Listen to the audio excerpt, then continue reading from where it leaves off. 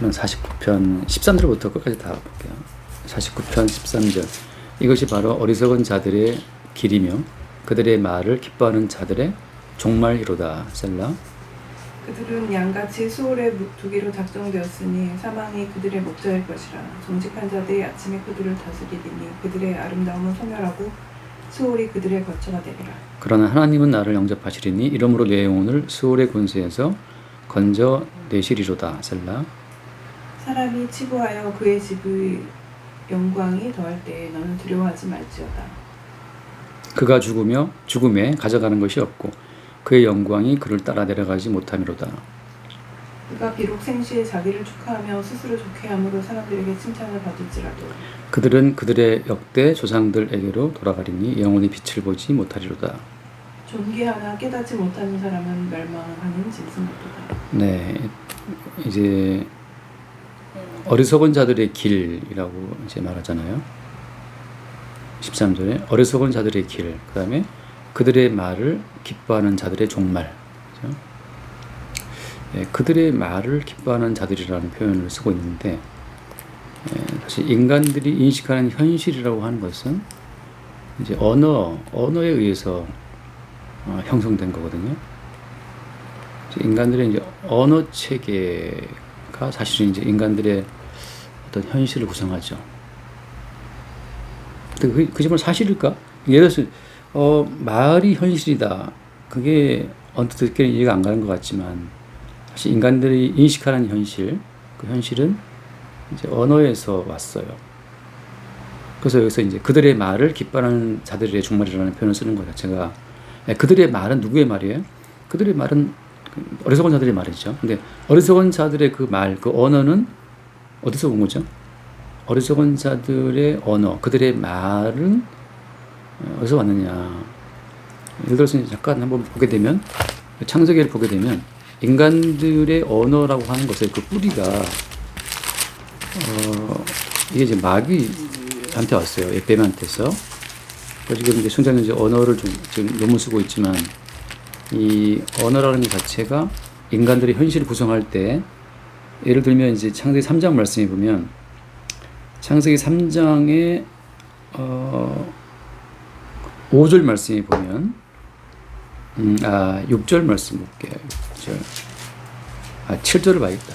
3장 7절을 보면, 이에 그들의 눈이 밝아져 자기들이 벗은 줄을 알고 무화과 나무 잎을 엮고 치마로 삼았더라 이렇게 되어 있잖아요. 그들의 눈이 밝아져, 선악과를 먹은 다음이죠. 자기들이 벗은 줄을 알고, 그러니까 벗었다는 것이 이제 벗었다는 것을 인지했다는 거죠. 우리 벗고 있네. 그러니까 눈이 밝아져 벗고 있다 이렇게 되고 있는데, 그러니까 선악과를 먹었다, 눈이 밝아졌다, 벗은 것을 인지했다 이런 과정이잖아요. 근데 이런 과정을 하나님은 어떻게 정의하시냐 하면, 이거 우리가 어때? 우리가 볼 때는 선악과를 먹었고 눈이 밝아졌고 그 다음에 벗은 줄을 알았다, 인지했다 이렇게 가는 거잖아요. 근데 하나님께서 이것을 어떻게 정리하냐 하면, 예를 들어서 3장 11절 말씀 봐요. 11절. 이르시되 누가 너의 벗었음을 내게 알렸느냐? 내가 내게 먹지 말라 명한 그 나무 열매를 네가 먹었느냐? 이건 하나님께서 먼저 선악과를 먹었느냐라고 묻지 않으시고 앞에 뭘 먼저 말씀하세요? 너 선악과 먹었니? 라고 묻지 않고 그 앞에 뭘 먼저 묻냐면, 누가 너의 벗었음을 내게 알렸느냐라고 하잖아요. 그러니까 who told you that you are naked? 누가 너한테 말했어? 네가 you are naked. 너의 벗었음을 누가 너한테 얘기했느냐라고 이제 말씀하거든요. 그러니까 옛뱀의 말이, 옛뱀의 언어가 그들에게 벗고 있음을 말했다는 거죠. 그러니까 옛뱀의 말, 너희들 벗고 있어 지금. 그러니까 너희들 지금 벗고 있어라고 하는 그 뱀의 말이 아담과 하와에게는 자기들이 벗고 있는 것이 보였다고 하는 거죠. 그러니까 인간이 뭘 봤다라고 하는 것은 사실 어때? 그 이전에 먼저 옛뱀 마귀의 말이 먼저 들린 거예요. 그러니까 마귀의 말을 듣고 보니 나 지금 벗고 있네? 이 보였다는 거죠. 그러니까 인간들이 인지하는 현실이라고 하는 거, 나 지금 벗고 있어 라는 거, 인간들이 인지하는 현실이라는 것은 마귀의 언어에서 온 거죠. 마귀의 말에서 온 거예요. 마귀가 먼저 말을 해준 거죠. 너 벗고 있다고. 그러니까 마귀의 말을 듣고 뒤늦게 자기 현실을 보니 나 벗고 있다가 이제 보인 거랑 똑같죠. 이제 오늘 이제 시편 말씀에서 가난한 자, 이제 부자를 말하잖아요. 그러니까 이제 이게 가난하다라고 하는 거, 나는 지금 부자라고 하는 거, 이제 어리석은 자들의 길이라는 것은 부유하면 돈이 많으면 이 돈을 가지고 우리의 생명을 이어갈 수 있어. 이게 어리석은 자들의 길인데 하나님께서 이제 그 많은 돈을 가지고도 뭐라 했냐 앞에서 그 많은 돈을 가지고도 7절 말씀에 보면 49편 7절에 6절 자기의 재물을 의지하고 부유함을 자랑하는 자는 아무도 자기의 형제를 구원하지 못하며 그를 위한 속전을 하나님께 바치지 못한다라고 하잖아요. 그들의 생명을 속량하는 값이 너무 엄청나서 영원히 마련하지 못할 것이다. 근데 어리석은 자들은 그 돈을 가지고 생존도 유지하고 생명도 속량하고 영원한 생명을 얻을 수 있는 것처럼 이제 안 인지한다는 거죠. 그게 어리석은 자들의 길인데 말인데 그렇게 그 돈이 너의 생존과 너의 생명의 필요 충분 조건이야 이렇게 말하는 자들이 어리석은 자들이고 어때요? 그들의 말을 기뻐하는 자들의 마지막이라고 하는 거죠. 그들의 말, 다시 말하면 너 왜 가난하냐? 순자매 지금 돈이 별로 없잖아요. 숨겨놓은 돈 좀 있어요? 없단 말이지. 가난하다. 근데 그게 누가 네가 가난하다고 말해줬어. 그러니까 이제 수영자매의 인지 기능은 나 계좌에 돈이 지금 비었다 없다 라고 말할 때 그건 100% 수영자매의 인지 기능으로 내 계좌를 까보니 점점 돈이 비고 없어 이렇게 인지한 건데 사실은 하나님께서 뭐라 말씀하시는 거예요? 누가 너에게 너의 계좌가 비었다고 말해주었어. Who told you that you are naked? You are poor. Who told you that you are poor? 네 가난하다고 누가 얘기해줬어? 이제 마귀의 말이 우리한테 너 가난하잖아. 너 돈 없잖아. 너 어떻게 살 거야? 너 집 없잖아 지금. 만약에 엄마가 지금 읽어줄 주택 해갖고 지금 집 판다고 어떨 거야 이제. 이렇게 뭐 온단 말이죠.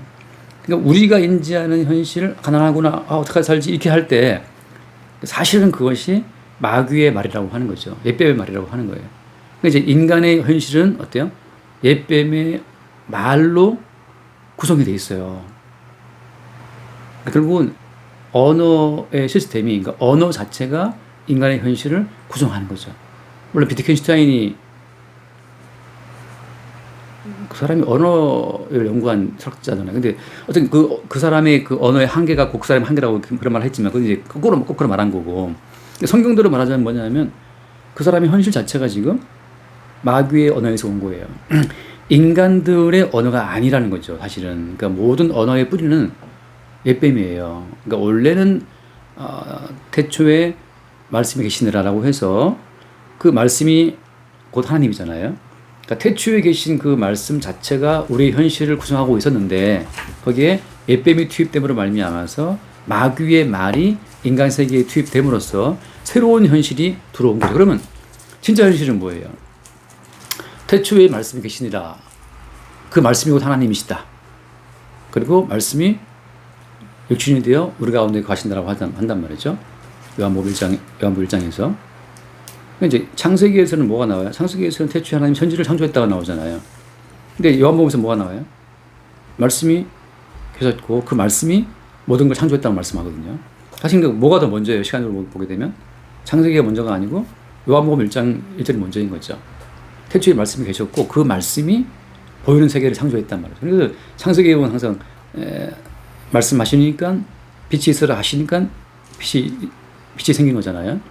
그러니까 우리는 요한복음 1장 1절이 먼저인 거죠. 말씀이 계셨고. 그러니까 원래 하나님의 현실은 그 말씀 자체로 되신 현실인데 뒤늦게 이제 말씀의 현실 가운데 하나님이 허락한 옛뱀이 투입됨으로 말미암아서 옛뱀에 의해서 새로운 현실이 인간 세계에 만들어진 거죠. 그래서 그 새로운 현실, 옛뱀에 의해서, 옛뱀의 언어에 의해서 인간들은 자기들의 현실을 새롭게 갖게 되었는데 그 현실이 참된 현실로 비춰보면 뭐가 되는 거예요? 이제 허상이죠, 허상. 그러니까 인간이 인식하는 현실은 허상인 거예요. 왜? 참된 현실은 태초에 말씀에 계시잖아. 그 태초에 계신 말씀에 의해서 있는 그 현실이고 옛뱀에 의해서 만들어진 누가 너의 벗었음을 알게 했어. 그러니까 마귀에 의해서 마귀의 말에 의해서 형성된 인간의 현실은 어때요? 항상 결핍이야. 항상 부족해. 항상 미흡해. 그러면 뭐 그 유명한 히딩크가 했던 말처럼 I'm still hungry. 나 아직 배고프다. 그 누가 너에게 너 배고프다고 말해줬냐? 라고 주님 말씀하시는 거라고. 나 돈이 지금 100만 원밖에 없어. 나는 지금 1000만 원이 필요해. 그 누가 너에게 100밖에 없다고 말해줬냐? 이게 주님께서 하신 말씀이니까. 인간의 현실은 주님의 현실에 의해서 이게 부정돼야 되는 거죠. 그래서 거기 돌아와서 보게 되면 이제 14절 말씀에 10편에 돌아와서 보게 되면 그는 양같이 소홀에 두기로 작정되었으니 사망이 그들의 목자일 것이라. 정직한 자들이 아침에 그들을 다스리리니 그들의 아름다움을 소멸하고 소홀이 그들의 거처가 되리라. 예, 그러니까 사망이 그들의 목자일 것이다. 왜냐하면 인간의 모든 현실은 옛뱀 마귀의 언어에서 형성된 가상현실, 허상이기 때문에 결국은 어떻게 돼요? 결국은 이제 지옥의 불에 불태워질 거란 말이죠. 그러니까 사망이 그들의 목자라고 하는 거죠. 그러니까 계속 그들은 허상에 끌려가는 거예요. 그래서 돈이 있어야 살아. 그러니까 평생 돈이 있어야 산다라는 그 돈 하다가 죽는 거죠. 그래서 사망이 그들의 목자예요. 이제 돈 하다가 죽거나 아니면 이제 교회 속에 들어온 사람들은 그저 종교 어떻게 기쁘시게 할까? 어떻게 구원받을까? 그 종교의 세계에 무수히 들어왔다가 다 죽는 거예요. 그러니까 종교의 세계가 또 하나의 사망, 허상이라고 하는 거죠. 그러니까 이제 이런 거잖아요. 돈이 그들의 현실이 되든지 아니면 이제 구원과 영생을 바라보는 사람들은 종교가 그들의 현실이 된단 말이죠. 근데 종교도 마찬가지로 한 허상이에요. 그러니까 야, 너 지금 영생 받았어?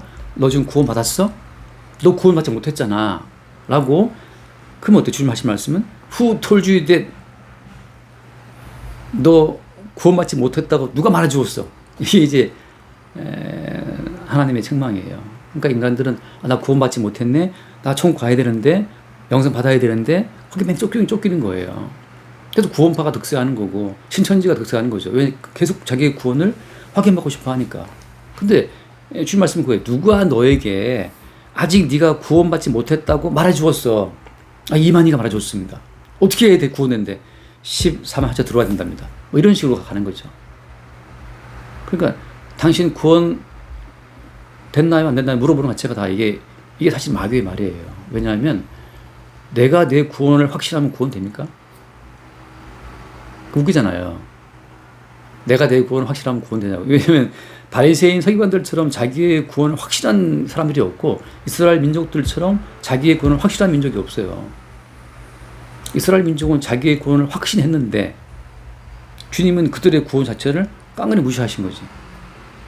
그래서 이제 그들의 구원의 확신을 지키기 위해서 예수를 죽여버린 거잖아요. 니까지 게 뭔데 우리의 구원의 확신을 네가 무시해, 부정하냐 말이죠. 우리는 아브라함의 후손인데. 근데 주님 하신 말씀이 너희 아버지는 마귀다.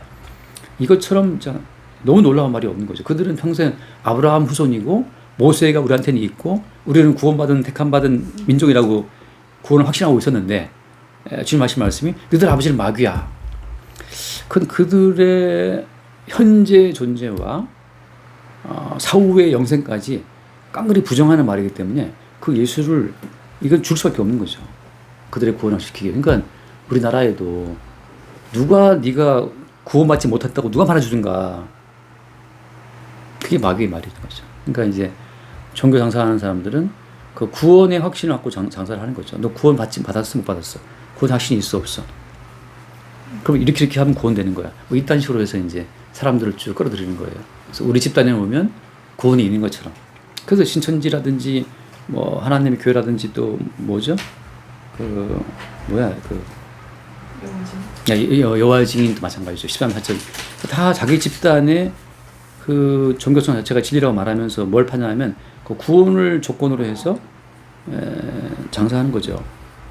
그러니까 사람들이 여기 이제 사망이 그들의 목자라고 할 때 야 누가 너 돈 없잖아. 돈 있어 살아. 그 돈에 대한 허상으로 현실을 그들을 구성하는 거고 너 구원 있어 없어. 그 구원의 조건으로 그들의 현실을 구성하는 거고 마지막에는 이제 아무튼 일단 우리의 생사를 주관하는 것은 권력이니까 이게 말하자면 이제 계시록도로 말하게 되면 그러니까 주님의 재림 있기 전에 이 땅에 이제 왕국이 이루어진다는 말이 있거든요. 썰 가운데 하나가 있는 거예요. 이 땅에 천년왕국이 이루어지고 그 후에 재림이 있다. 이게 이제 그렇게 주장하는 분들이 있어 왔었어요. 그래서 그 사람들이 이 땅에서 하나님의 왕국을 세운다는 명목으로 이게 이제 중세 천년이란 말이죠. 그 중세 천년 동안에 하나님 나라가 세상에 임했다. 이런 걸 가지고서 엄청난 그 교황들이 엄청난 권력을 휘두르고 많은 사람을 잡아주겠어요. 이제 이 땅에 주의 나라가 임했다라고 하는 것 자체를 그들이 믿었거든요. 그게 말하자면 정치 권력인데 결국은 이 땅에 하나님 나라가 임했다라고 하는 정치 권력을 가지고 또 한 번 사람들을 속이는 거예요. 그 옛날도 아니고 예전에 그 MB 대통령 때 서울시를 봉헌한다는 그 말 때문에 시끄러운 적이 있었어요. 근데 그 서울시를 봉헌한다는 그런 이제 사고 방식이 중세 천년 동안에 그 교황들의 사고 방식이거든요. 그러니까 이 나라를 주왕국으로 만든다는 거죠. 그래서 천년 동안 교황권이 황제권 위에 있었거든요. 그런 것처럼 다 그것이 하나의 허상이에요. 사망이 그들의 목자일 것이다. 정직한 자들이, 이건 또 할 말이 많지만 또 이건 또 시간이 가니까 넘어가고 일단 정직한 자들이 그 아침에 그들을 다스린다. 이건 제 왕도로 산다는 그 말을 설명하면 너무 길어지니까 그건 통과하고, 그들의 아름다움은 소멸하고 수월이 그들의 거쳐. 수월은 이제 죽은 자들이 가는 곳이란 말이에요. 이게 부자가 간 그 음부 있죠. 기억나시죠? 부자가 가서 한 방울 물을 아쉬워하잖아요. 그 수월이 그들의 거쳐. 하지만 그들의 현실은 돈으로 그들의 현실을 구성했으나 그 돈의 현실은 뭐라고 한마디로 말하면 허상이라는 거죠. 마귀의 말에 의해서 형성된 그 돈의 왕국은 허상이었다는 사실이 수월이 그 사망의 땅이 그들 거쳐라는 사실로 드러나는 거예요. 근데 이제 고단 말씀해요. 15절 말씀. 그러나 하나님은 나를 영접하시리니 이러므로 내 영혼을 수월의 권세에서 건져내시리로다. 그 수월의 권세가 사망의 권세인데 그 지옥 권세, 음부의 권세, 부자가 들어갔던 그 수월의 권세에서 끄집어낸다는 것은 이 많은 돈 자체가 이 돈으로 형성된 이 현실이 이게 허상이었구나라는 사실을 아는 그 순간 빠져나오는 거예요. 그러니까 예를 들어서 이제 극단적인 주님이 비유를 썼잖아요. 나사로 거지가 거지를 하고 살았다 하는데, 말하자면 그 거지 나사로가 수월의 권세에서 건져내심을 입은 자의 삶이에요. 그러니까 돈으로 내 현실을 구성한 것이 아니라 주님의 구원의 은총으로 자기의 현실을 구성한 자의 삶이 극단적으로 표현된 게 나사로 거지죠. 그러니까 모든 성도는 거지로 사는 것도 괜찮아요. 그들이 이제 수월의 권세에서 이제 구원됐다라고 하는 것의 증거이기 때문에. 그래서 그 다음 말씀을 보게 되면 16절 말씀에 그 다음 말씀을 보게 되면, 그래서 이제 그 16절 말씀 보면 어디까지 봤지? 15절. 15절. 이것도 또 할 말이 많긴 한데 얼른 잠깐 보고 넘어. 요한계시록을 잠깐 보면 요한계시록 20장을 보면, 요한계시록 20장에 보면은 이제 14절 15절 볼까요? 14, 15.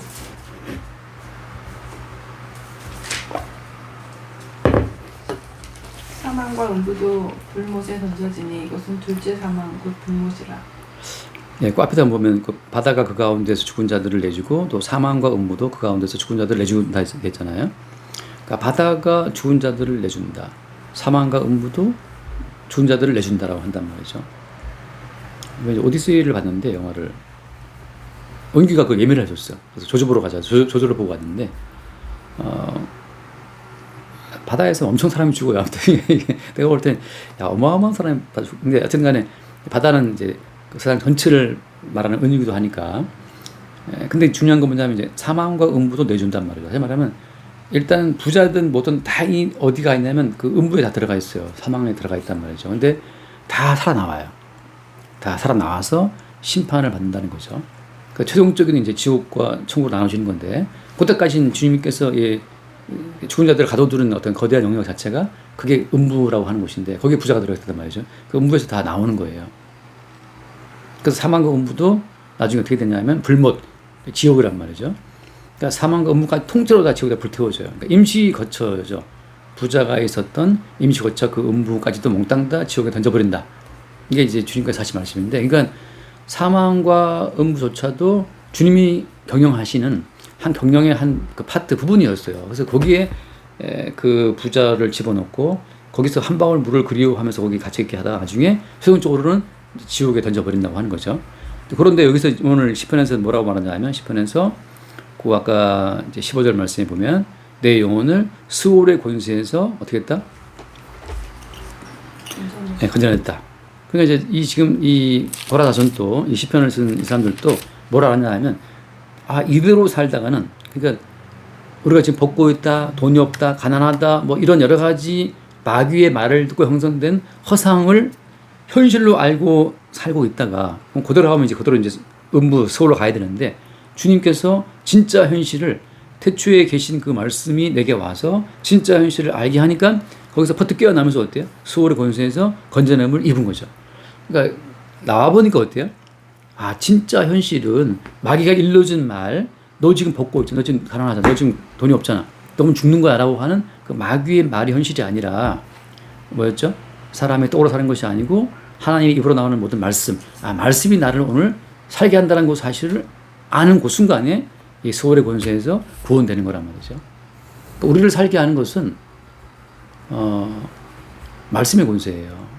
그래서 가끔 제가 예를 드는 것처럼 스티브 잡스가 진짜 전 세계 모든 인간들의, 전 세계는 아니지, 아무튼 좀 산다는 나라의 모든 인간들 손에 다 핸드폰을 이렇게 줬잖아요. 핸드폰을. 이거 스티브 잡스의 엄청난 진짜 주님의 모락에 의해서 발생된 사건이지만 다 들고 있어요, 스마트폰을. 근데 그 사람도 60이 못해 죽었단 말이죠. 스티브 잡스가 제가 알기로 50대 말에 죽었을 거예요. 근데 그렇게 돈 많은 사람이 죽었네?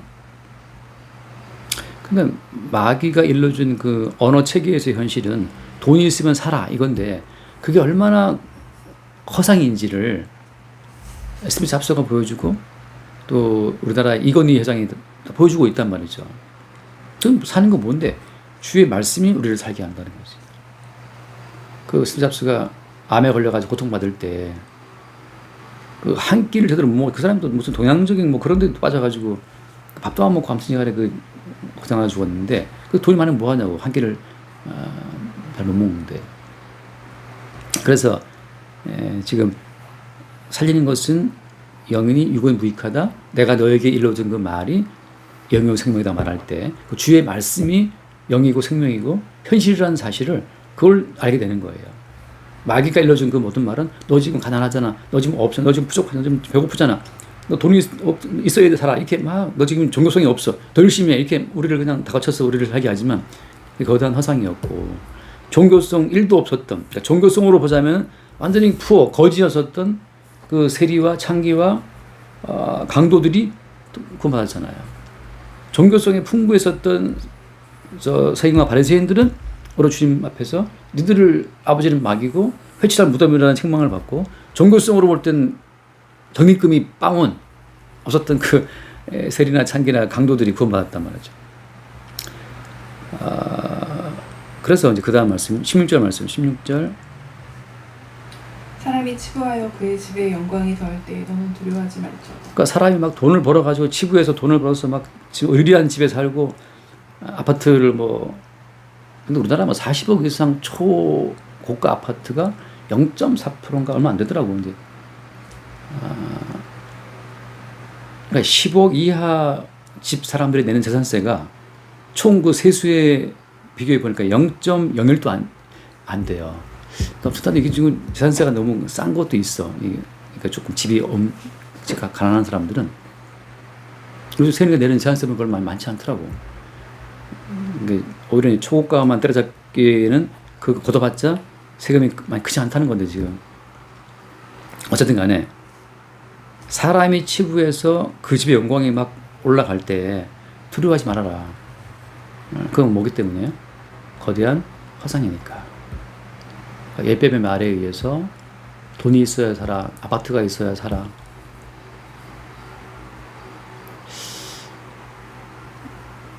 벌써 이제 또 어떤 사람들은 일거주 주택을 막 강조하니까 지금, 그래서 집주인 들어온다고 전세 나가라 그러니까 지금 벌써 이제 전세, 월세 이렇게 내보내는 사람이 생긴다는 거 하더라고요.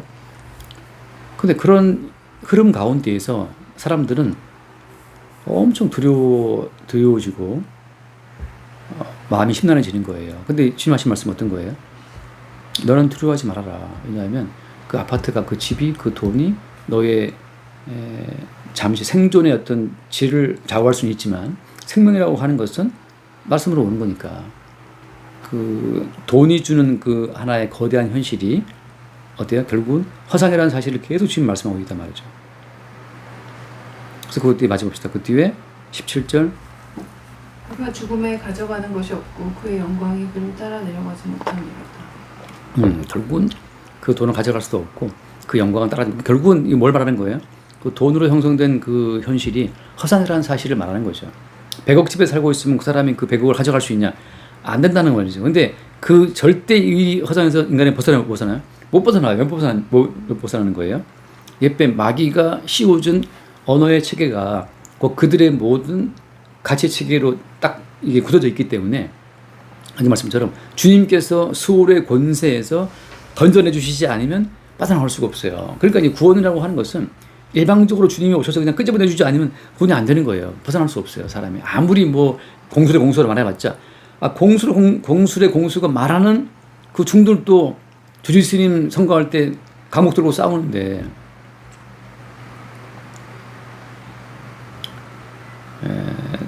형님 친구 중에 한 분이 그 스님이 있거든요. 근데 너무 돈을 잘 버는 거야.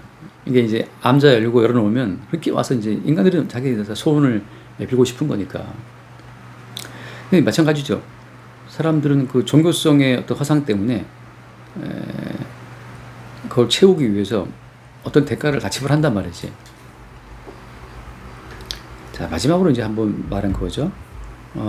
같은 이야기지만 쭉 봅시다. 거기 이 끝에 말씀 20절. 존귀하나 깨닫지 못하는 사람은 멸망하는 줄은 자, 존귀한데 결국 이제 그 여기서 말하는 깨달음을 말하는 거예요. 깨달음이라는 것은 깨달음이라고 하는 것은 왜 네가 옛뱀 마귀의 말을 듣고 그 마귀의 언어에 의해서 형성된 허상의 현실을 그 허상을 현실로 인지하느냐.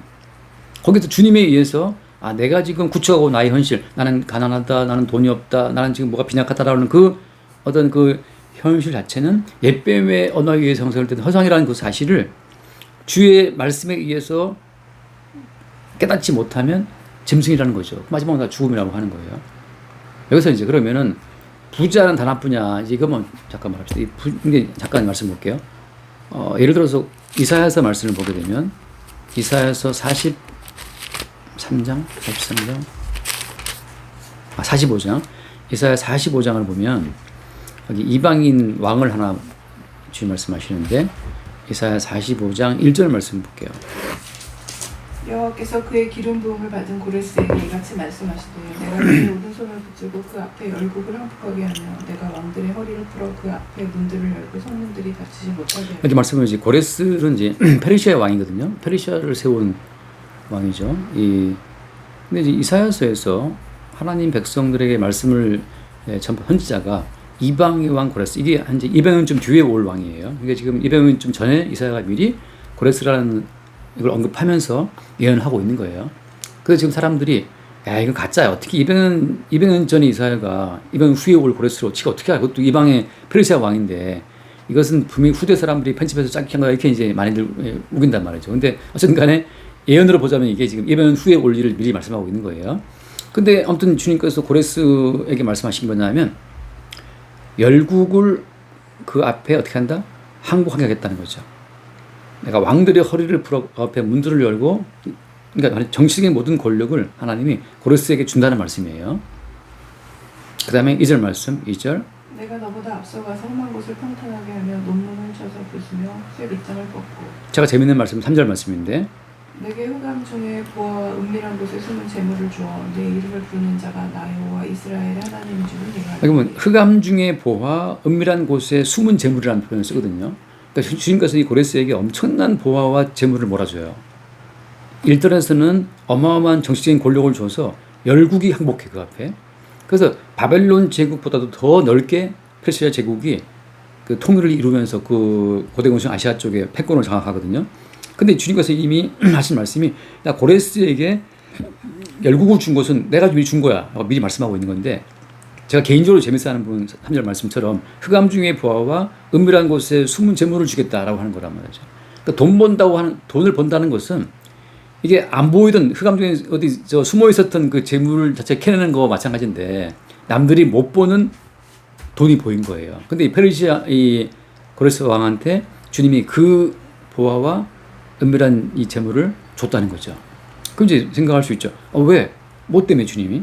뭐 때문에 주님이 이방 그것도 페르시아 고레스한테 이런 권한을 줬을까라고 하잖아요. 뭐 때문이에요? 이게 나중에 나와요.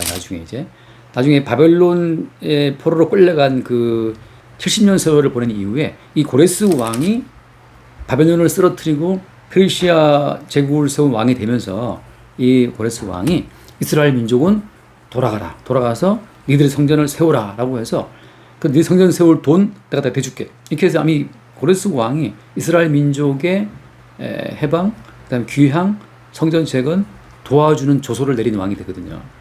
다시 말해서 주님께서는 당신의 언약을 이루기 위해서 절대적인 권력을 고레스 왕한테 몰아준 거예요. 다시 말해서 하나님이 인정하시는 부자, 제가 볼 때는 아름다운 부자인데 누가 아름다운 부자냐? 아름다운 부자는 언약의 성취와 관련되어 있어요. 언약 성취에 동원된 부자는 아름다운 부자예요. 어떤 식으로? 성전을 재건해라. 언약 백성의 귀향, 언약 백성의 성전 재건을 도와주는 자들은 아름다운 부자인 거예요. 근데 언약이라는 것은 핵심, 실체가 누구예요? 잠깐 말씀 볼게요. 마태복음 27장 말씀을 보면 거기 또 하나 아름다운 부자가 나오는데, 그것도 이제 뭐 아름다운 부자가 제가 붙인 얘기긴 하지만, 마태복음 27장을 보면은 예수님이 십자가에 죽은 다음에 예수님의 시체를 장사 지는 사람이 나와요. 57절. 27장 57절. 저물었을 때 아리마대의 부자 요셉이라 하는 사람이 왔으니 그도 예수의 제자라. 이게 얼마나 부자인지 그냥 아리마대 지방의 부자라고 소문났어. 그냥 아리마대 지방에 부자라고 소문난 요셉이 왔는데 그도 어때요? 제자란 말이죠. 그 다음 58절 말씀 봐요. 빌라도에게 가서 예수의 시체를 달라 하니 이에 빌라도가 내주라 하며, 이게 아리마대 지방의 부자였기 때문에 당당하게 총독한테 가서 총독 달라 시체 예수 시체를 하니까 주라고 한 거예요. 이게 말하자면 영향력이 있는 부자였기 때문에 총독 빌라도는 뭐 통치하는 자니까 알잖아요. 누가 부자인지 누가 힘 있는지를. 그러니까 기꺼이 내준 거죠.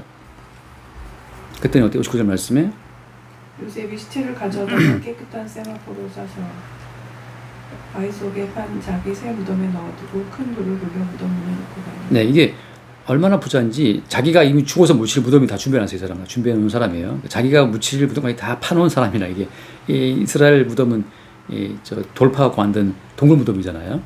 자기의 새 무덤을 다 준비하는데 그 자기가 묻히려고 준비해 둔 새 무덤에다가 예수님을 먼저 장사 지낸 거죠. 그러니까 노후만이 아니라 이 부자 요셉은 자기의 무덤까지 다 준비해 둔 사람인데 어떻게 엄마는 준비해 놨나 모르겠네. 어디에 묻히시겠대요 나중에? 뭐 선산이 있나? 가족. 예. 부자시네. 근데 이 부자 요셉이 그래서 예수님의 시체를 넣어둔 그 무덤을 갖고 있는 부자였는데, 이게 재밌는 게 왜 제가 재밌다냐면 다시 말씀 볼게요. 이사야서 53장을 볼게요. 이사야서 53장에 보면은 이게 이제 예언된 사건이 있어요. 이게 그러니까 벌써 한 몇 년 전이죠. 한 1000년 전에 벌써 예언된 사건 자체가 있는데, 이사야서 53장 9절 말씀 볼까요? 9절 53장 9절. 그는 강포를 행하지 아니하였고 그의 입에 거짓이 없었으나 그의 무덤이 악인들과 함께 있었으며 그가 죽은 후에 부자와 함께 있었더라. 네, 그의 무덤이 악인들과 함께 있었을 때, 이 예수님이 죽을 때 좌우쪽에 그 악인이 강도 행악자가 있었단 말이죠. 근데 어때요? 그가 죽은 후에는 부자와 함께 있었다. 결국 아리마대 사람 그 부자의 무덤에 묻힐 것을 미리 예언해둔 예언으로 이 말씀을 보거든요. 그러니까 지금 이 아리마대 사람 이 부자 요셉은 왜 부자로 살았을까? 왜 부자가 되었을까? 그것은 뭐 때문이냐면 이사야서의 예언을 이루기 위한 그 언약 성취의 그 결과물로 이 사람은 부자로 살았고, 왜 이 사람은 무덤을 미리 준비했을까? 자기의 새 무덤을 살아있는데 예수님을 거기에 장사 지내서 부자와 함께 있었다는 그 말씀을 이루기 위한 어떤 장치로 주님이 이미 이 사람의 무덤을 미리 준비를 해놓게 했다는 거죠. 그러니까 이렇게 예수님을 모시는, 예수님을 자기 부유함 속에 받아들이는 그 사람이 성경에서 말하는 부자라고 하는 거예요. 부자. 누가 부자냐? 부자는 돈이 많아도 예수님을 모시고 있는 그 부자가 진짜 부자인 거예요. 우리가 이제 잠깐 창세기 보면 나오지만, 창세기 13장에 보면 13장인가 나올 거예요.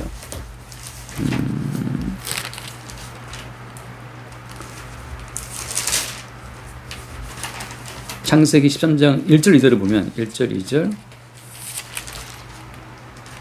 아브라함이 애굽에서 그와 그의 아내와 모든 소유와 롯과 함께 네겝으로 올라가니 아브라함에게 가축과 은과 금이 풍부하였다. 네, 가축과 은과 금이 풍부했더라. 이게 뒤에 보면 또 나오지만 거부라는 표현이 나오는데 이삭 같은 경우에는 그러니까 아브라함이 애굽에 내려갔다가 거부가 되어서 올라와요. 이 은과 금과 가축이 막 풍부해서 올라왔거든요. 원래 아브라함은 기근이 심해서 살기 위해서 진짜 너무 기근이 심한데 살 수가 없어. 그러니까 이제 정말 어떻게 보면 가난한 상태에서 내려갔어요, 애굽에. 근데 올라올 때는 엄청난 소유를 갖고 올라왔단 말이죠. 무슨 말이, 왜 이렇게 아브라함은 부자가 된 거예요? 아브라함 집안에서 누가 태어나야 되기 때문에 언약의 자손인 이삭이 태어나야 되기 때문에 그렇거든요. 이삭은 뭘 말하는 거예요? 그리고 예수를 말하는 건데, 결국 예수 그리스도를 그 가문 가운데서 생산하기 위한 언약의 약속의 자손을 낳기 위한 과정으로 주님이 아브라함 집에 이렇게 풍부한 소유를 줬다고 하는 거죠. 하나만 더 마치겠습니다. 하나만 더 읽으면 출애굽기, 최근에 공부하고 있는 내용이지만 출애굽기 12장을 보면 출애굽기 12장 36절 말씀, 35절부터 볼게요. 출애굽기 12장 35절 이스라엘 자손이 모세의 말대로 하여 애굽 사람에게 은금 패물과 의복을 구하매 여호와께서 애굽 사람들에게 이스라엘 백성들에게 은혜를 입히게 하사 그들이 구하는 대로 주게 하심으로 그들이 애굽 사람의 물품을 취하였다. 네. 이게 지금 이스라엘 사람들이 애굽을 나올 때 애굽의 은금 패물과 의복을 엄청 가지고 나와요. 이게 얼마나 많은 양이냐 하면 요 애굽에서 가지고 온 은금 패물과 이 의복을 가지고 어디로 가요? 광야 가는데 광야에서 이게 쓸모가 있나 없나? 광야에서 이거 갖다 쓸 데가 아무도 없잖아요. 근데 광야에서 유일하게 뭘 해요? 성막을 세워요. 근데 성막을 세울 때 이 은금 패물과 의복을 다 바칩니다. 백성들이. 다시 말해서 하나님께서 주신 부자들은 그 부여함을 가지고 뭘 하는 거예요? 약속의 자손이신 예수 그리스도를 위한 용도로 그 모든 재물을 쓴다는 거죠. 그러니까 약속의 실체이신 예수님을 위해서 그 재물을 쓰는 부자들이 아름다운 부자라.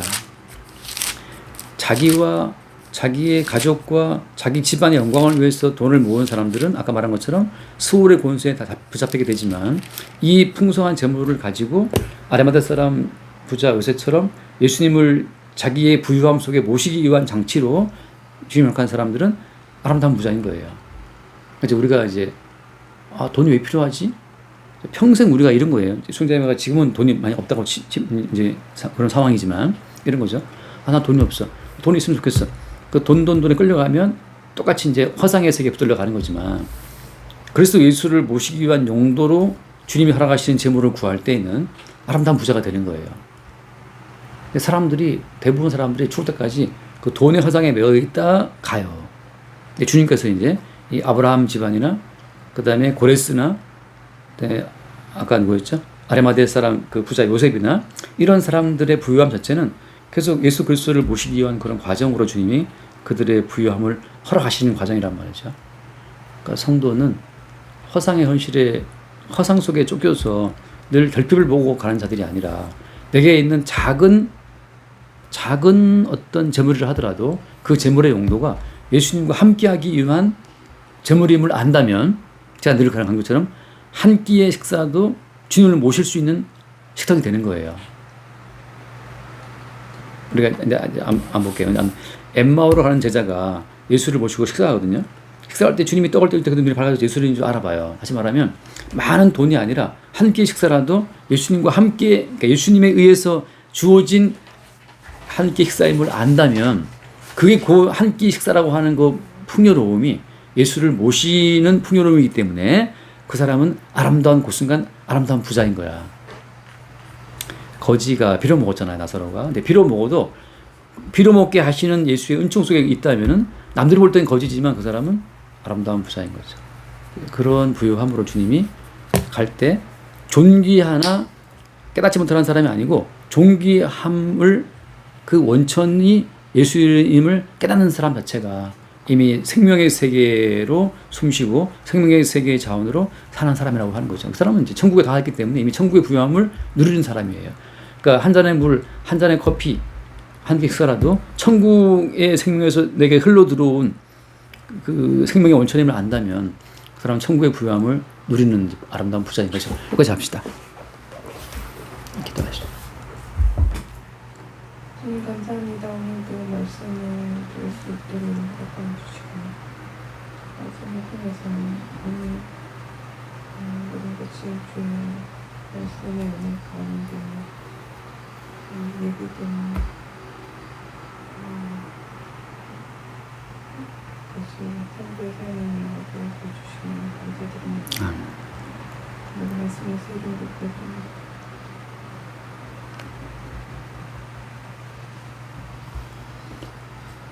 주님 감사합니다. 오늘 우리의 삶이 십자가에 죽임당하신 예수의 희생으로 주어진 은총의 선물, 예수님의 부활 생명으로 주어지는 생명의 선물임을 새로이 알게 하여 주옵시고 우리에게 주어진 한 번의 호흡도 한 잔의 물도 한 잔의 커피도 주님의 생명으로 주어진 은총의 선물임을 알고 먹고 마시는 이미 영생의 세계에 연합된 참된 부유함의 삶을 살 수 있도록 긍휼을 더하여 주옵소서. 우리 주 예수를 기도드립니다. 아멘.